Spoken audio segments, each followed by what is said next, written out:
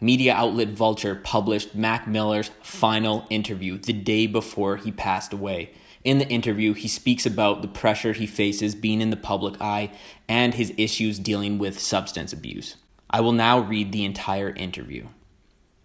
The Perfectionist. Mac Miller is finally making the music he's always wanted to make, by Craig Jenkins. Mac Miller died on Friday, September 7th. This profile was reported in mid-August. Mac Miller is nervous. He's pacing, running scales, and planning outfits in the late night with Stephen Colbert green room during a Monday taping where he's the musical guest. It's a windowless white space with two extraneous doors that don't appear to move or lead anywhere, like a Scooby-Doo trap room. Wardrobe deliberations go on longer than you'd expect, and the room is making everyone loopy. The Pittsburgh rapper, normally relaxed and easygoing, is growing weary from anticipation. After trying several crisp shirt and pant combos, Miller ended up on stage in his publicist's sunset-hued Stussy sweatshirt where he runs through an airtight performance of his new album, Swimming's funk rap highlight Ladders, backed by the stellar house band John Batiste and Stay Human. Inside the room, a sea of shiny, bald heads suggests that the crowd is considerably older than the late-stage teen and 20-somethings that comprise Mac Miller's fanbase. Colbert tickets sell out well ahead of the guest announcements. It's possible that no one in the audience knew they were seeing Mac or the episode's flamboyant first guest, Nicki Minaj, until days before, if at all. It becomes clear that Mac isn't anxious about playing the room. He's anxious about winning it. I met up with Mac Miller in the lobby of the Bowery Hotel the day after Colbert with a plan to wander around and talk shop in Lower Manhattan. Out back, there's a cozy patio with a vaulted glass ceiling made doubly breathtaking by the onset of a fast-moving afternoon thunderstorm, the worst in a 2-week stretch of late summer rain. The storm complicated our plan to cruise the streetwear shops of Mercer, but offered a scenic backdrop for indoor reflection. Mac was still pondering the performance from the day before and wondering what he could have done better, even though the general consensus among the chorus of internet rap diehards who watched the video was that he did a great job. I have a tendency to kind of brood about stuff and cook in it, he says. I'll wake up and just sit here and think about it for hours. This is partly because Mac hears sounds even a keen ear might miss, and while this causes a potentially unhealthy level of self-reflection, it also keeps him in a close orbit of jazz fusion guys like Thundercat, The Funk Apostle, Damn Funk, and rap technicians Vince Staples and Kendrick Lamar. Listening to the playbook of Ladders on site in the mixing room at Colbert, Miller caught an almost imperceptible rhyming misquote in a backing vocal and asked staff to adjust the level subtly so it blended in better. It's not precisionist so much as the studio rat's high bar for professionalism. That attention to detail isn't limited to the studio. Having a smoke on a bench on Bowery, Mac glanced up to the street and then quickly popped back inside the hotel. He'd worked out that a gentleman peering at him from behind a bush was communicating with another in a vehicle across the street. Paparazzi were waiting for him outside Colbert the night before, and this looked to be more of the same. Photographers show up to Mac Miller's scheduled appearance all the time, but hiding behind shrubbery outside his hotel feels cartoonishly weird. When the weather cleared and the gentleman watching from outside disappeared, we strolled up Great Jones and stumbled on the building where Jean-Michel Basquiat worked and lived. Mac looks for pointers on how to live and work as an artist in the work of performers every stripe, from within rap and well beyond it. Back at the hotel, he gushed about HBO's new documentary, The Zen Diaries of Gary Shandling. He was always writing the words, just be Gary, and that shit struck a chord with me because that's the goal, to get better and to try to make this shit the most of a reflection of who I am. As we walked, elderly gentlemen from a local men's shelter recognized the rapper from reruns of his MTV show Mac Miller and the Most Dope Family. A steady trickle of excited rap fans stop him to say hello. The few that linger to talk longer all seem to want something. One wanted a feature for his mixtape. Another asked the rapper to check out his SoundCloud page, graciously sparing us the spectacle of street cypher. Mac is cordial and patient with people even when he appears to smell a pitch coming. The most striking fan interaction happened when two deaf girls asked for autographs outside the hotel. Mac was quietly floored by this. He rejects the notion that he's all that famous, but the truth is that he earned respect among hip-hop fans throughout years of sweat and hard work. Most rap careers open big and crumble over time, but this one is a long game.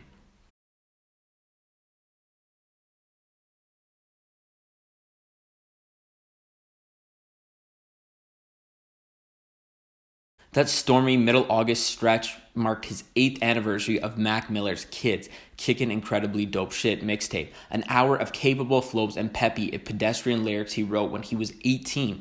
By 20, he'd scored a platinum single and topped the Billboard 200 chart with his debut studio album, Blue Slide Park. When I first started, I thought I was going to be the biggest thing in the world, he says. There was this time when I was the most Googled thing on the internet. It was like diet, carrots, and Mac Miller. With attention came withering criticism. He's relaxed about it now. He called Blue Slide's rare 1.0 Pitchfork score legendary. In retrospect, he has admitted to being profoundly affected by the early pans, and he has tried a little harder to express himself more clearly with every project since. Mac Miller grew up playing music. He listens to more than he lets on. In 2015, a lengthy Billy Joel kick led to the release of a cover of The Strangers' Vienna. On the walk in Lower Manhattan, he broke unexpectedly into sections of ELO's Mr. Blue Sky and The Carpenters' We've Only Just Begun. He thinks the best Beatle is Lennon, but he's begun to appreciate McCartney's softness as he gets older. His earliest experience playing an instrument came from piano lessons at 6. Later, he picked up guitar, bass, and drums. He's bashful about his talents because of the company he keeps. It's easy to feel like an amateur on bass when you've got Thundercat on speed dial. At the swimming listening party in July, he noted that he wrote horn parts for ladders when I asked about the beat, but he isn't listed as an arranger in the album credits. Mac's voice is the instrument he's most keen on improving. In the falsetto counter melodies of Self-Care and the tender auto-tuned outro of Jet Fuel, Swimming builds on the gains as a vocalist that coalesced on the divine feminine. He's still thinking about a vocal coach. The chief drawback of blowing up young is the lack of room for error. Because Miller's music is frank about his struggles, and because those struggles periodically involve drug use, he lives in the constant shadow of questions about his well-being. There are people who think he's round-the-clock reckless, depressive party animal. Really, he spends his days relatively upbeat and preoccupied with music, and also with working out and balancing his diet. He's not above mistakes and indulgences. Last May, Miller caught a DUI after crashing his Mercedes-Benz G-Class in Southern California and summarily went silent on social media. Your mind works through the worst with the guy who made Faces, the 2014 mixtape full of ominous lyrics about hard drugs and musings on premature death. I used to rap super openly about really dark shit, he says of the time in the life and artistry and the mark it has left on the way audiences connect the facts of his life with the themes of his music. Because that's what I was experiencing at the time. That's fine, that's good, that's life. It should be all the emotions. As a result, he knows what everyone thinks about him, and now he has to teach himself not to care. You grow up in the public eye when you become famous in your teens. Your mistakes get more scrutiny than the normal person's. You slip up and it could end up in a newspaper. Is that unnerving? There's pressure. A lot of times in my life, I put this pressure to hold myself to the standard of whatever I thought I was supposed to be or how I was supposed to be perceived. And that creates pressure. It's annoying to be out and have someone come up to me and think they know. They're like, yo, man, are you okay? I'm like, yeah, I'm fucking at the grocery store, It's the job. This is what I signed up for. So you just have to not. You have to have your own reality, and that has to be driving force of your life. Do I wish that every single thing I was when 19 wasn't a discussion? Sure. I feel like the public sense of who you are differs from the reality. What does that do to your thinking? You know what's funny? I feel like the public perception of me varies on who you ask, but there's a bit of freedom in knowing that people are going to think all types of shit no matter what. It actually makes me less stressed out about how my actions are perceived. It's out of my control. I mean, to a degree. I could control it. I could live this squeaky clean life and everything. I could try to control the media, but I've been finding freedom and just living and letting people say whatever the fuck they want. Like, do I really care what Hollywood life is saying? If I read a headline and I'm like, wow, that's completely untrue, I'm like, that's as far as it goes, okay? Cool. So a bunch of kids now think that. Fine, as long as I have people that are hearing my music and there's still that relationship, all that other shit lasts a day. That's interesting. There are artists who absolutely do try to exert control over their image, not necessarily by changing their lives, but by getting out front and trying to shift perceptions and kill stories. Is it not worth it to do that? Maybe I'm wrong. Maybe that's just a game that I haven't gotten into playing, but it just seems exhausting to always be battling something, to always be battling for what you think your image is supposed to be. You're never going to be able to get anything across. It's never going to be the real.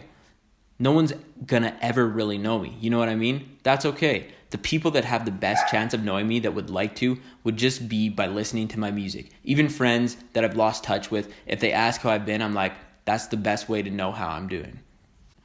But people reading too much into your music can also create its own misconceptions. If people hear sad songs, they think, this guy's fucked up, and it leads to, are you okay on the street?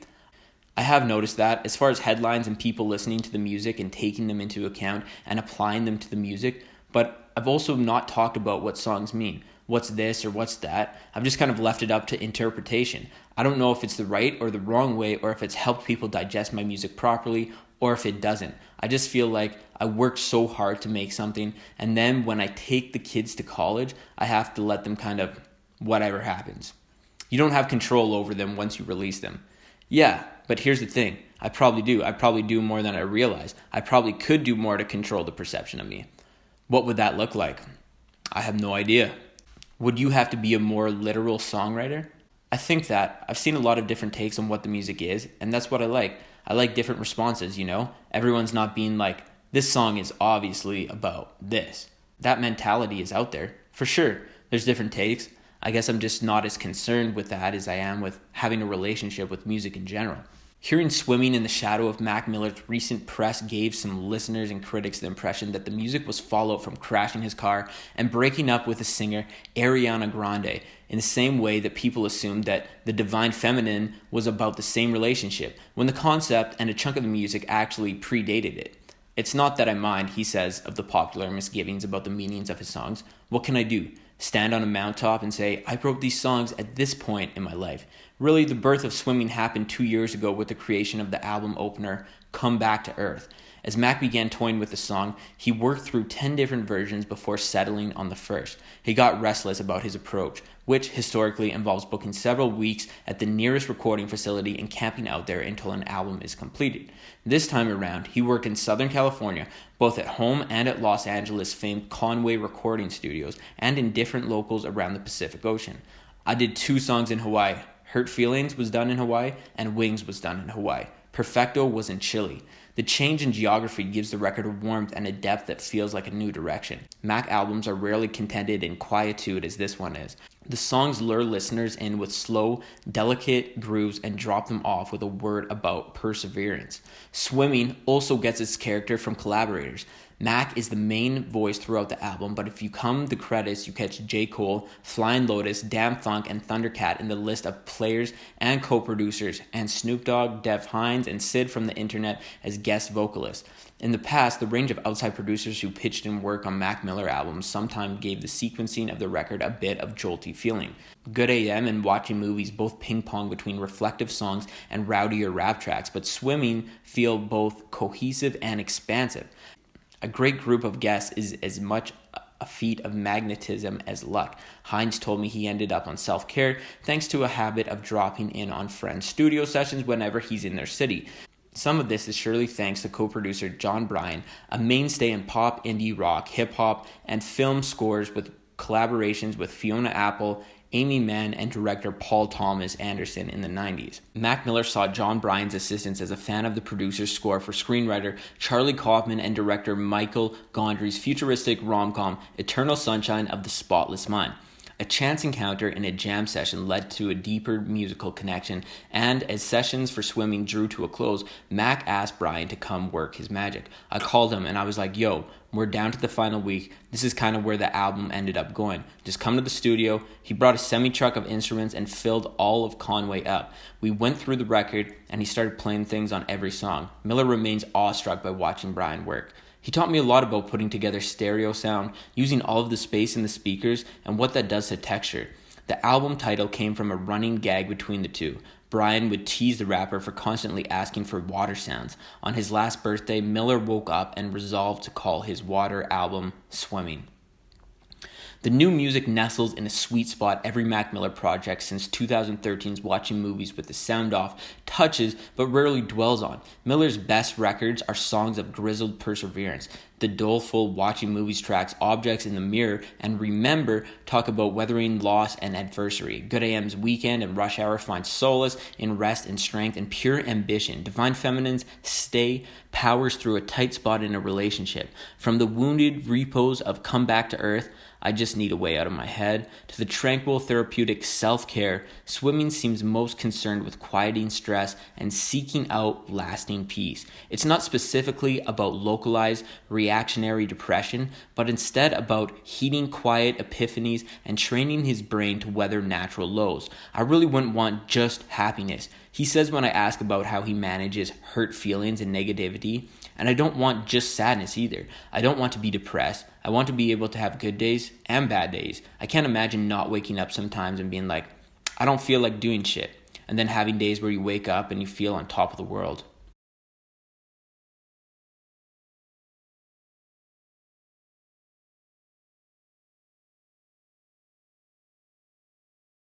May might have looked like a low, but Mac Miller's August was a peak. Swimming's hushed, unfussy musicality paid off as the album landed at a strong number 3 on the Billboard 200 in a week stacked with quality rap releases.